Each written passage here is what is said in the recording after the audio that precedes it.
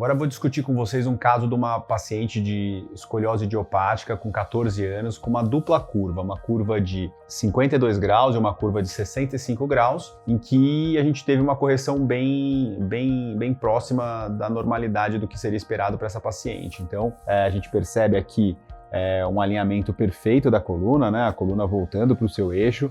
Nesse caso, especificamente, a gente conseguiu economizar o nível, então a gente poupou L4, mesmo ela tendo uma curva estruturada na coluna lombar, uma curva com uma rotação muito grande, a gente faz uma técnica em que a gente consegue corrigir L4 de uma maneira indireta, e essa paciente ficou com segmentos mais móveis da coluna e uma longevidade da coluna melhor. Então, quando a gente consegue poupar níveis na coluna lombar, é muito importante porque você aumenta a mobilidade desse paciente no pós-operatório. Então a gente percebe aqui uma curva muito sinuosa, então uma curva de 62 graus e 50 e poucos, e um alinhamento bem próximo do adequado, assim, bem próximo do normal, de uma criança normal. Então uma paciente de 14 anos em que a gente teve uma correção praticamente perfeita dessa coluna. E é muito importante a gente notar que a correção, quando você faz a correção tridimensional da coluna, as costelas ficam simétricas. Então aqui a gente percebe a assimetria das costelas e aqui a simetria das costelas. E nessas pacientes, principalmente pacientes adolescentes que estão desenvolvendo toda a sua vaidade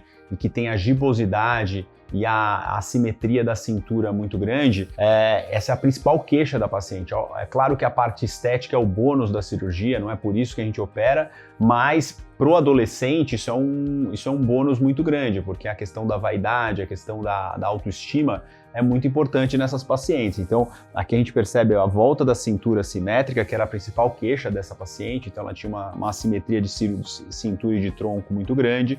Aqui a gente percebe a gibosidade torácica corrigindo praticamente completo e a simetria de ombros. A gente percebe aqui as duas clavículas praticamente niveladas.